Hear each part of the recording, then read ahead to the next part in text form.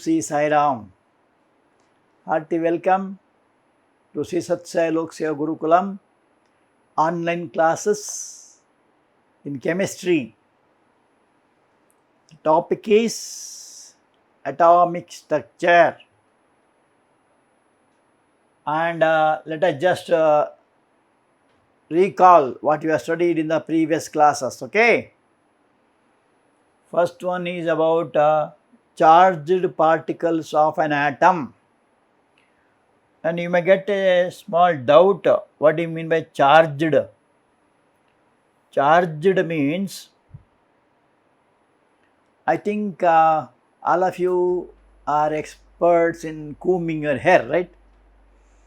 What you will have, you take a comb and you stand in front of a mirror and do styles, what you call hairstyles, right? So that comb, if you just rub it to your one of the hands, okay, or even hair also, you can rub it like this and bring it near the piece of paper, pieces of paper.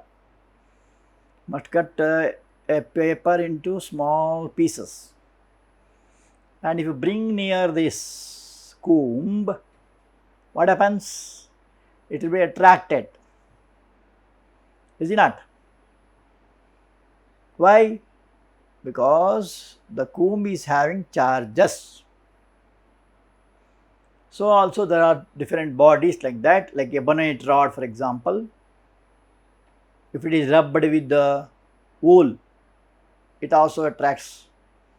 Glass rod, if it rubbed with the silk and brought near the electroscope, and the device that is used for testing these charges is called electroscope. Okay, and also we have glanced about Dalton's atomic theory.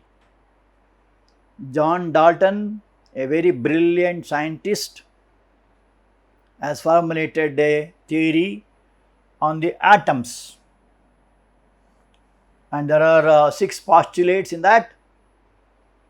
One of the famous being atoms are indivisible.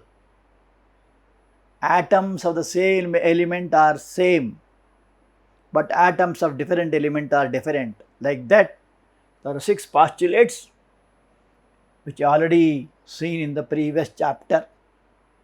But the atomic theory was all the postulates except one took out a change, or they have been modified by the discovery of electrons, and device that was used to find was cathode ray tube, wherein, and it was Thomson's experiment. J.J. Thomson would experiment on this cathode ray tube, and he found that a stream of particles started moving from cathode, and that experiment should be done in the tube should be evacuated, the pressure of the air should be reduced, is it not?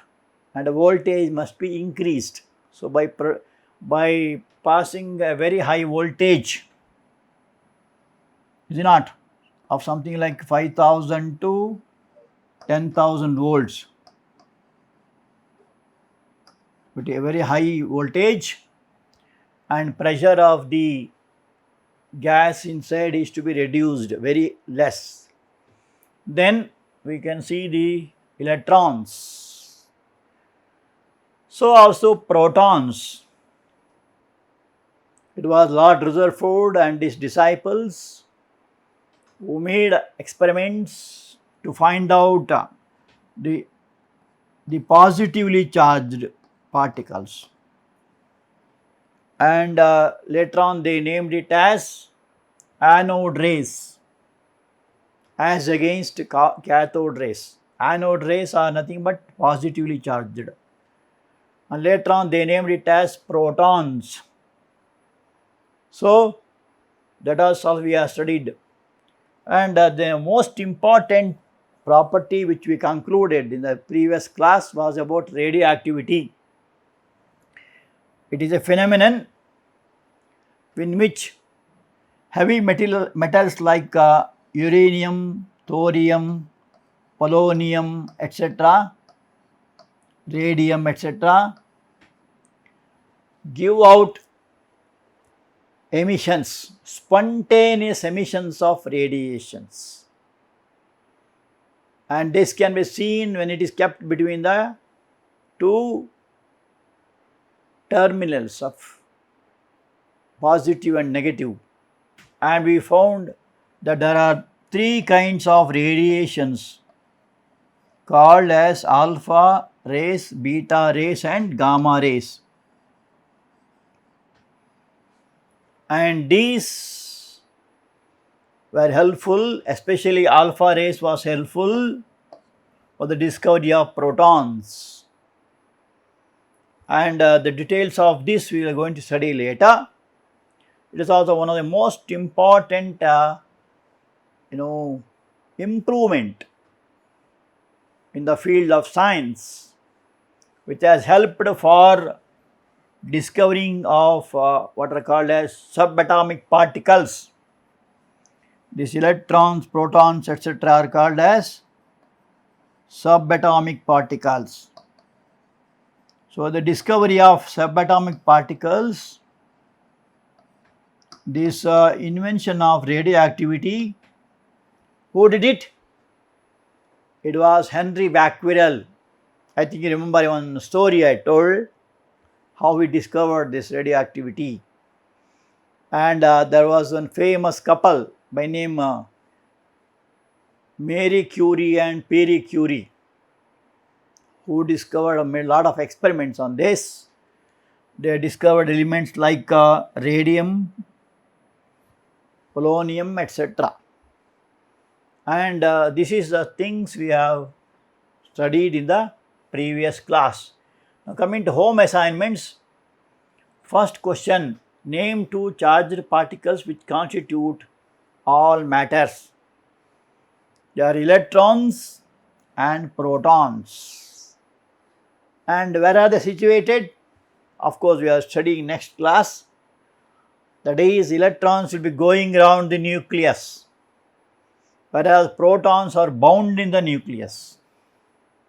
Okay, so that is the particles. The second question is, describe a cathode ray tube. We already seen in the last class. This tube consists of a glass tube in which the air is evacuated, or the pressure of the air is made very, very less, and high voltage of current is passed through it. And from the cathode we see a stream of particles moving towards anode. So two metal electrodes, one is called as cathode, another one is called as anode. So cathode and anode are the two electrodes that is kept in a evacuated glass tube. We find that negatively charged electrons, negatively charged particles will move from cathode, and therefore it is called as electrons.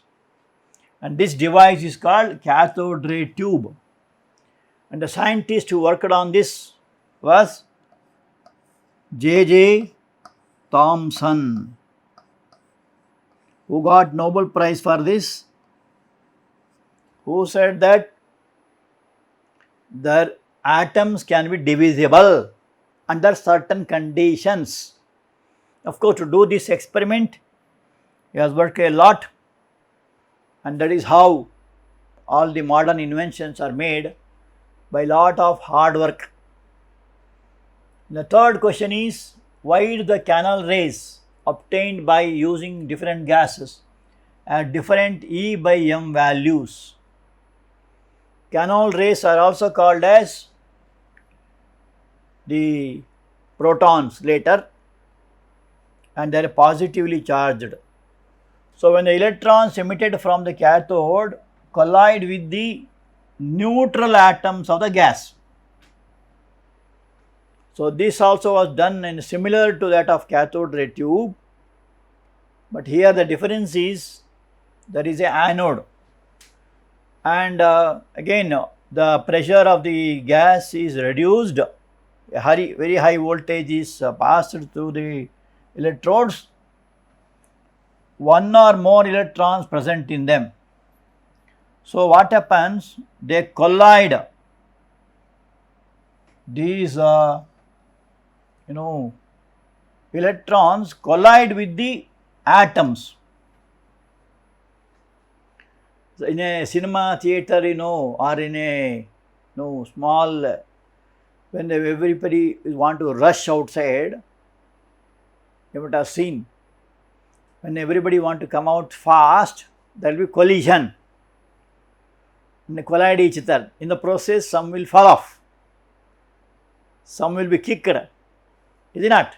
So also here, the electrons will be collided with the atoms. So there will be change. This leaves behind positive charge particles which travel towards the cathode. So the number of positive charges and the negative charges will vary. As the atoms have of different gases have different numbers of protons present in them, these gives positively charged ions with different E by m value. E by m means what? E means charge. How it is measured? In terms of coulombs. Why it is coulombs? It is the name of a scientist. Coulombs. So charge is measured in terms of coulombs. It is E. M means it is measured in terms of kilograms. So the E by m value means charge by mass value will change because of the collision of the cathode, the collision of the electrons with the atoms. Okay, so that is the answer. So as you have seen collision sometimes in a very big collision in Mecca last year, when there were lakhs of devotees were rushing, there was a collision between each other, and so many have lost their lives and so many are injured. All these things will happen. So it affects. So anyway, this is the answer for the third question. Now coming to today's topic, your friend is here standing and with the books in his hands. So let us see what he is going to tell. He is telling that on the basis of experimental observation, different models have been proposed for the structure of an atom. So in today's class, we will see some models. As you have models for the bike or a car, now that is how you are familiar with. This is such and such a model, and this is say it saves the petrol and so on. So also in this discovery the structure of atom is done by different models. One of them is called Thomson model. So here this Thomson model is also called as plum pudding model. What is plum pudding model? Some of you may know it. For Christmas and some functions, they prepare one kind of beautiful eatable, and it is called pudding. It is a bakery product, something like a bun. On that they will put some plums, some dry fruits or cherry fruits, etc., to make it attractive.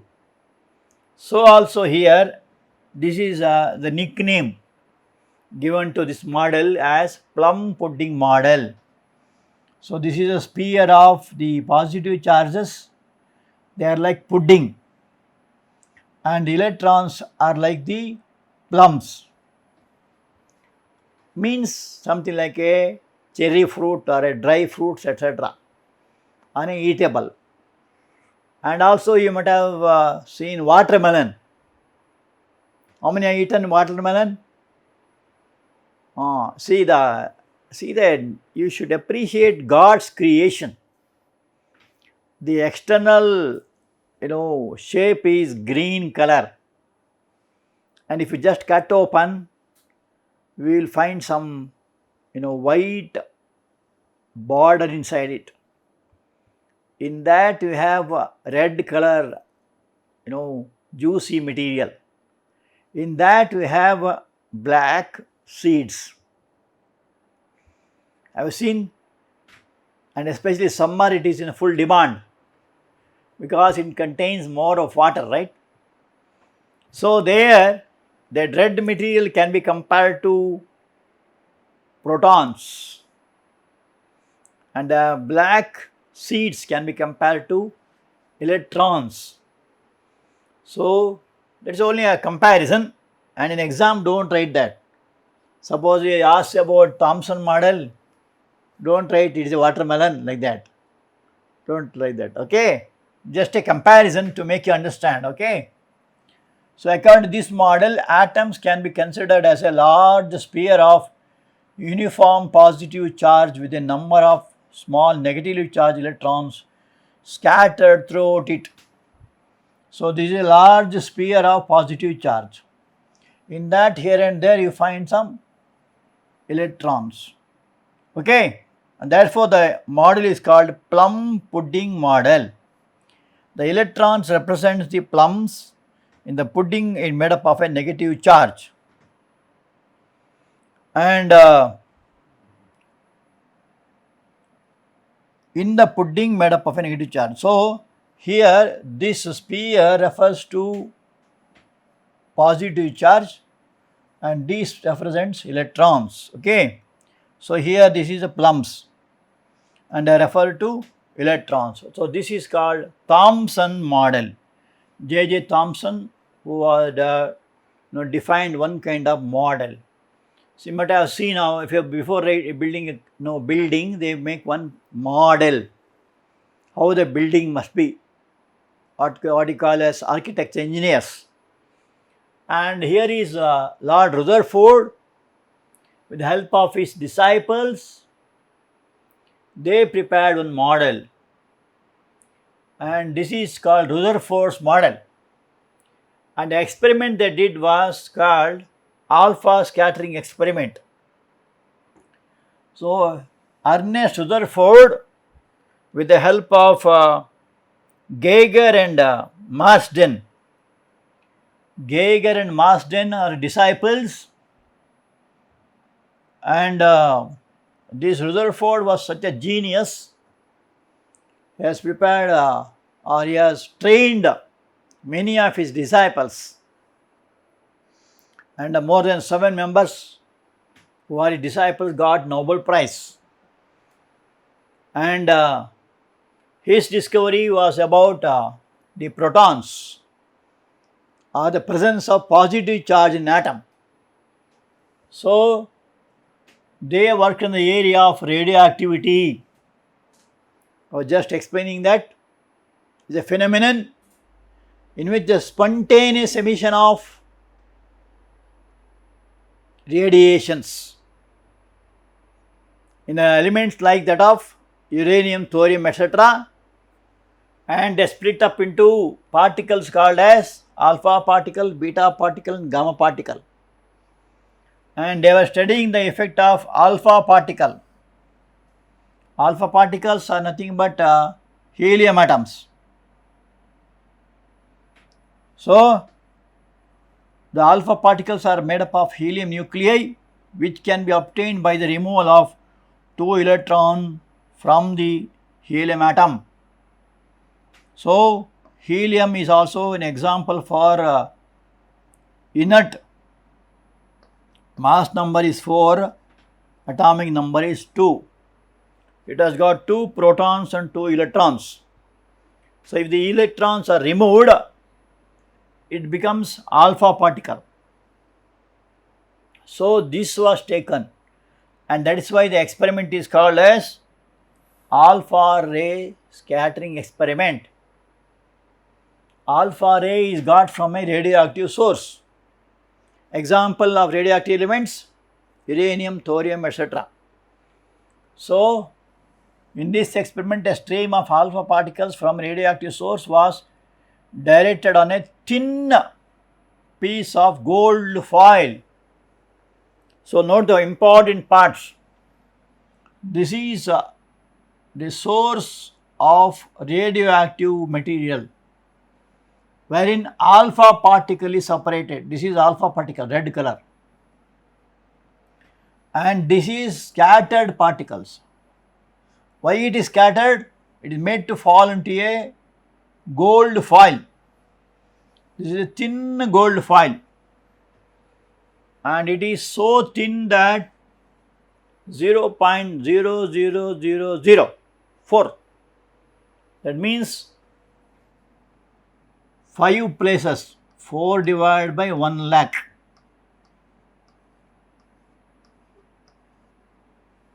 So small. Don't think this is very big. Such a small thin foil is to be taken. You may ask why you want so thin? Because the ray has to pass through that. So on the basis of Thomson model, it was expected that alpha particles would just pass straight through the gold foil. So they studied alpha particle. They studied the model of Thomson, who discovered cathode rays. So they expected same type of result here also. But for their surprise, it was not so. See here, a beautiful circular fluorescent screen was kept. Why fluorescent? Because these radiations will give fluorescence. You can see the color in that. So a circular screen was kept to study the effect of these rays. Here the most wonderful thing is, most of the rays went straight without deviation. Some rays got deviated, and 1 in 12,000 got deflected or got recoiled. I think you understood what I am telling. Most of the rays went straight. Some of them got deviated, and some of them recoiled back. 1 in 12,000 or so, they got recoiled back. So this is the results or observation. And second observation is, first observation, most of the rays, alpha rays, went straight. Second observation is, some of them got deflected by small angles. I think you remember how I say small angles. So this is the small angles, they got deviated. Okay. So that is the second observation. Third observation, a few particles were deflected by large angles. And last one, 1 in 12,000 experienced a rebound, means they recoiled back. So that was the observation made by Rutherford and his disciples, Geiger and Madsen. So they were surprised to see this, and hence they started reasoning it out, the reasons, and for their surprise, it was the most important thing what they wanted to discover. and there it is called as Rutherford's model. So Lord Rutherford and his disciples told that an atom contains a dense and positively charged region called as the nucleus.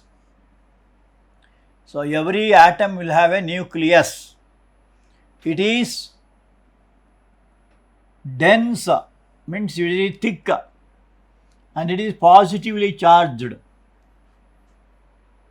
One of the items or one of the charges were protons, and then all the positive charge of an atom is, most of its mass was contained in the nucleus. So these protons are present in the nucleus. That is second observation. Third result, the rest of an atom must be empty space which contains the much smaller and negatively charged electrons. So what the electrons do? They will be going around. What do the protons do? They will be in the nucleus. So that is the result they obtained.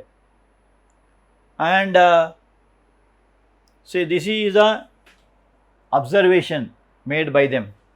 See, most of the rays went straight. What is the reason for this? The reason is, in an atom, most of the space is empty. Therefore, they went straight, alpha rays. This is gold foil. These are the alpha rays. And how do you take alpha rays? Alpha rays are taken from the radioactive materials like uranium, etc. The other two rays are taken out, beta and gamma are separated, only alpha is taken. Why is alpha taken?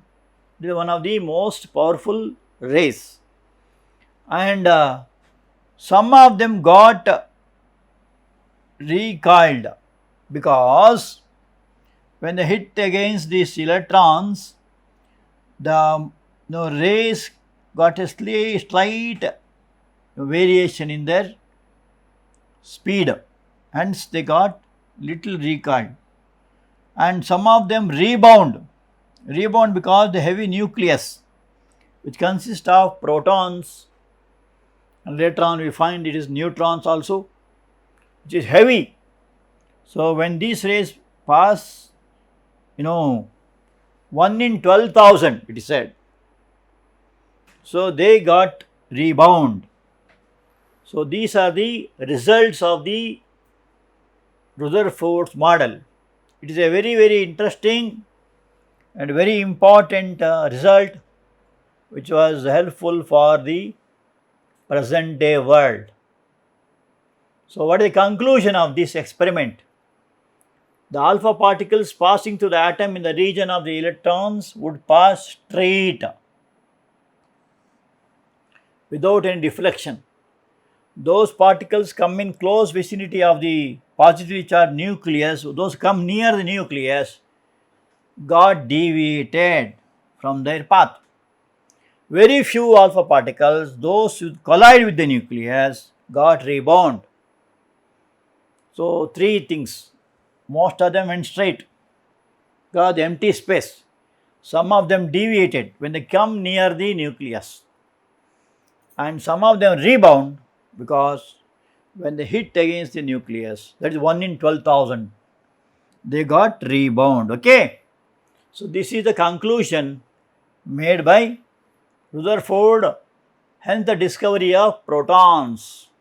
Now we will have what is this shape? Mobile shape. All of you are familiar with mobile. Now also you are operating mobile. I hope all of you are seeing the mobile correctly, and be watchful. Here, it is a special note. The radius of the nucleus was at least 1 by 10,000 times smaller than that of the radius of the atom. Means how much, you may ask. Suppose you say the size of the atom is of a cricket stadium. The cricket stadium is the atom, then a fly will be the nucleus. Such a small particle, please note, In that nucleus, protons and neutrons are present. Now we have studied up to protons only. Next class we will study about nucleus. Okay. So it is such a small size. So this is one thing you must note, that in every atom something like this. This atom, this is a nucleus, and the size is 1 by 10,000 times that of the atom. Okay. So this is the important thing you are supposed to know. And then home assignment. First question, describe Thomson model of an atom. What is it called? What is the name of the model? Second, what would have been observed in the alpha ray scattering experiment if the Thomson model was correct? Observation you must write. Third one, describe the model of atom proposed by Rutherford. Okay, come prepared. Wish you best of luck. Thank you.